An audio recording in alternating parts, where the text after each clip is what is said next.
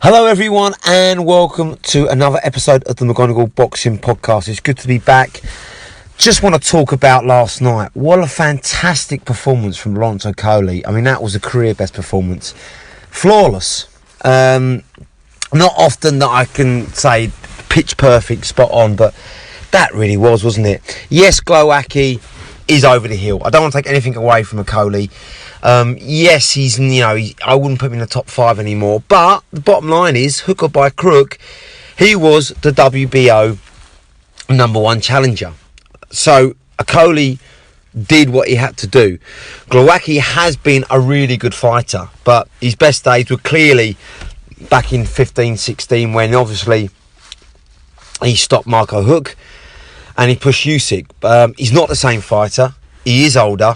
He looks slow and pedestrian, and he barely threw a punch, did he? But that's nothing to take away from Okolie, who, in many ways, forced him not to throw a punch. He's huge for Cruiserweight. Beautiful reach, beautiful jab.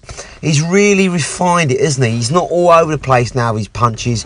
He's far more selective, far more precise, far more calculating. And he just bosses you. You can't get in the inside. I mean, the size difference was huge. He looked like a super heavyweight compared to a middleweight at times last night, didn't it? Glowacki, also the low crouching stance, tried to get in the inside, couldn't. And he just got beat up by the jab until eventually Okolie, who'd already landed a few beautiful right hands early on, just set him up, wore him down, and in the 6th, bang, right down the pipe, beautiful right hand, when Glowacki was looking out for a jab, caught him cold, knocked him out. So Glowacki was disappointing. He looked slow, pedestrian, hardly threw anything, but that's because Okolie was so dominant, and he is going to take some stopping. I don't see anyone, even after 16 fights, it's an incredible rise when you think about it. 4 years as a pro, beautiful performance last night, but the only man who can beat Okolie for me is Bradus. But he's 36. You wonder how many more years he's got. You'd probably say maximum 2. I mean, he pushed Usyk all the way. He's tough as nails. His stamina and his output's better. I think he's going to throw clearly more punches, but he's going to get in the inside of Okolie more, and he's going to test Okolie's body. But I think he's going to have the same problem, though. I mean, Okolie is clearly taller again, clearly more reach, younger. Great shape now. Seems to can throw punches and jabs all day, every day. I think Brady's going to have the same problem. I think it'll be a more competitive fight. But again, I mean, Okolie's developed punch power as well, hasn't he? Where, he's really timing and stinging that right hand. He sets you up. He beats you up for 4 rounds with a jab. And then when it's once worn you down and your focus is complete on that jab, bang, out comes that right hand that you don't see, and it just knocks you out. And I think he'll get Bradus late on. I think it'll be more competitive, but I think Okolie stops Bradus late on in a tougher fight. But again, Bradus is only going one way, I think, at 36. He pushed Usyk all the way, but that was 4 years ago. So I think we're looking at an undisputed champion here. I don't see anyone getting near Okolie in the Cruiserweight division. There's no young, up-and-coming rising star. He is the star at 28. He's in his prime.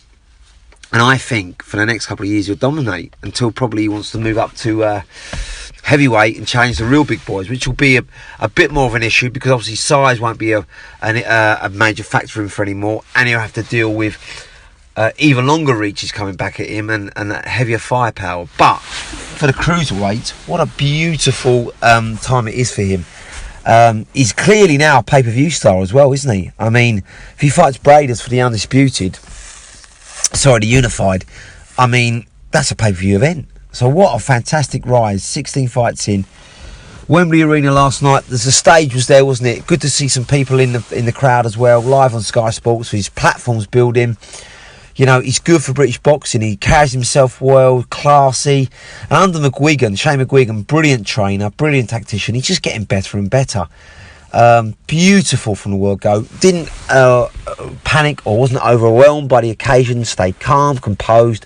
What a difference. Compare that to the Okolie of 2 years ago. He was struggling to win at a British level. Scrappy points decision wins and wild punches. Some called him the octopus because his arms were all over the place.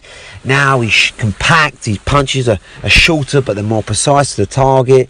He's far more selective. He knows his game plan. He dominates with a jab and then finishes with that beautiful right hand down the pipe. He's done it to so many now, and he is, for me, the new Cruiserweight king. And by the end of 2022, I think he's going to be undisputed. Well done at Lance Okolie. Exciting times ahead. We've got a new star in British boxing and world boxing.